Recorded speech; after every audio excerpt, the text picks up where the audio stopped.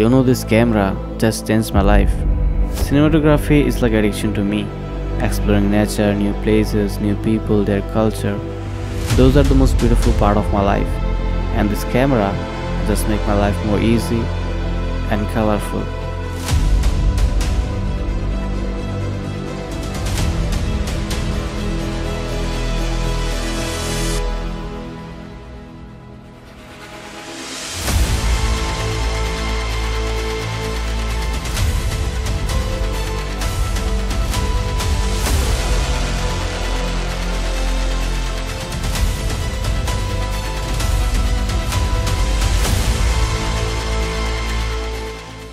মূল ভিডিওতে যাওয়ার আগে আমরা দুইটা জিনিস সম্পর্কে জানবো। What is cinematography and why you need a camera? See, this is Dhaka, the city I live.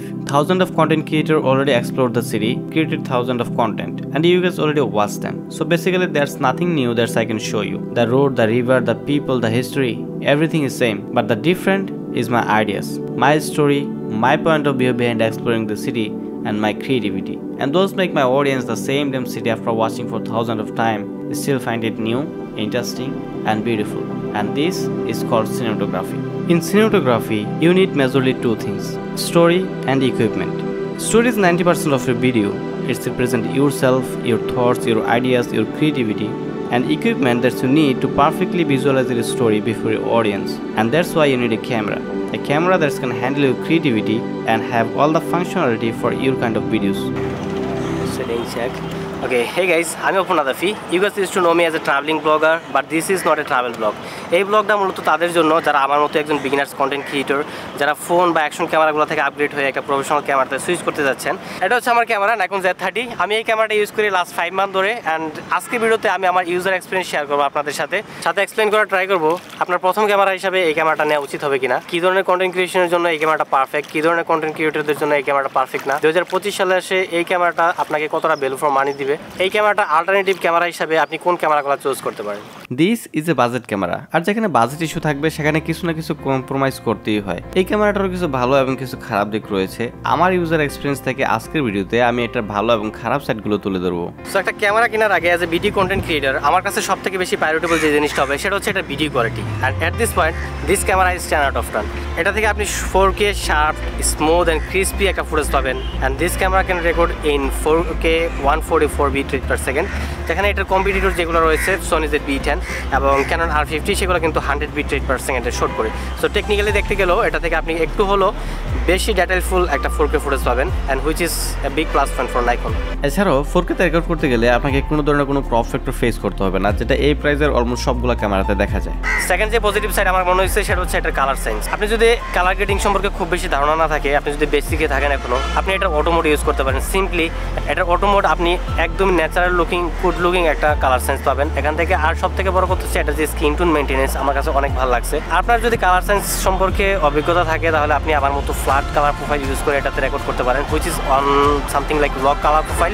You can literally play with your colours. And next আমার কাছে সব থেকে বেশি ভালো মনে হয়েছে এটা ইমেজ স্টেবিলাইজেশন। আপনি এই প্রাইস পয়েন্টের যে ক্যামেরাগুলো আসে Sony ZV-E10, Canon R50, Sony A64,000, Fujifilm X-M5, ওই ক্যামেরাগুলোতে কোনোটাতে আপনি 1 লক্ষ টাকার নিচে যে ক্যামেরাগুলো আসে সেগুলোতে আপনি ইনবডি ইমেজ স্টেবিলাইজেশন পাবেন না। সো আপনাকে ডিজিটাল ইমেজ স্টেবিলাইজেশন কিন্তু অন করতে হবে। ডিজিটাল ইমেজ স্টেবিলাইজেশনের ক্ষেত্রে আমরা যেটা দেখি Sony ZV-E10 সহ Canon R50 সেগুলোতে কিন্তু ডিজিটাল স্টেবিলাইজেশন করতে গেলে একটা হিউজ ক্রপ ফ্যাক্টর আপনাকে ফেস করতে হবে, but this camera is absolutely beast at this point. আপনাকে এটা শুধুমাত্র লেন্স স্টেবিলাইজেশন আপনি অন করতে পারেন, বেসিক অ্যান্ড স্ট্যান্ডার্ড পর্যন্ত আপনাকে কোনো ধরনের কোনো ক্রপ ফ্যাক্টর ফেস করতে হবে না। শুধুমাত্র স্পোর্টস মোডে যদি আপনি যান সেক্ষেত্রে আপনাকে একটা ছোটো ক্রপ ফ্যাক্টর ফেস করতে হবে। বাট শুধু ক্রপ ফ্যাক্টরি না, আমরা যদি আরও কিছু দেখি like jelloing effect and rolling shutter problem, যেগুলো আমরা Sony ZV-E10 খুব ভালো পরিমাণে দেখতে পাই, এই ক্যামেরাটা থেকে আপনি এই ধরনের কোনো ইস্যু পাবেন না। আমি কিন্তু এখনও হাঁটতেছি এবং উইদাউট এনি গিম্বেল, আমি শুধু একটা ট্রাইপডে আমার ক্যামেরাটা মাউন্ট করে রাখছি। সো দিস ক্যামেরা আমাকে এখন পর্যন্ত এই ক্যামেরাটা নিয়ে কোনো ধরনের কোনো হতাশা ফেস করতে হয়নি। at least jellowing effect বা ruling shutter effect এগুলো আমি ফেস করিনি। Also this camera can perform extremely good in low lights.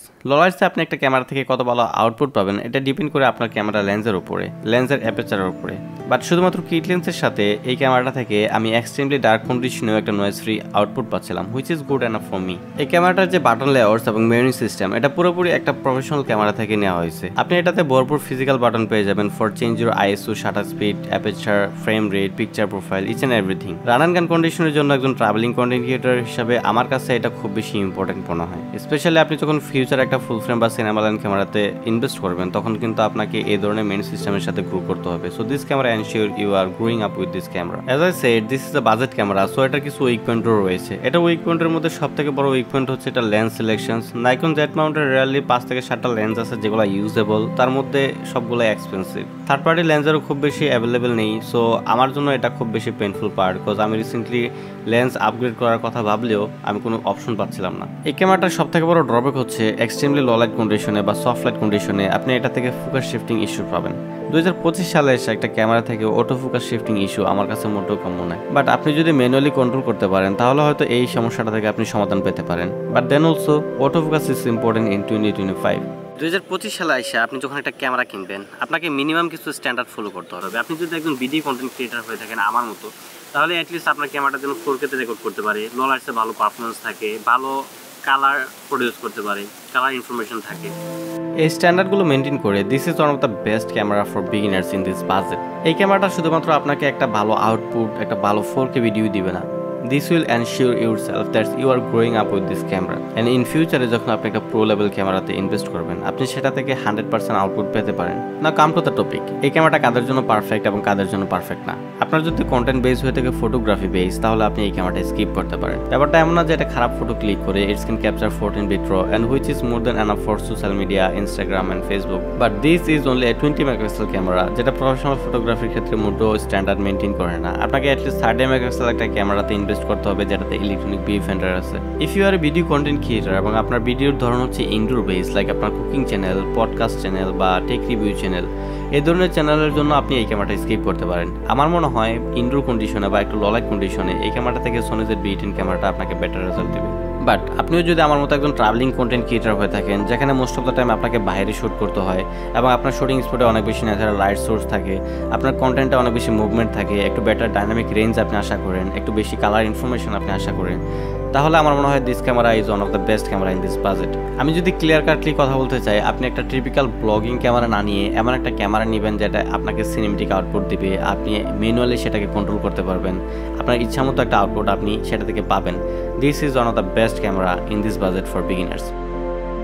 If you're still watching me, thank you so much for watching my videos. If you are listening to me for the first time, I would like to request you, please do subscribe my channel, like this video and share your comment in my comment box. Thank you so much once again for watching this video.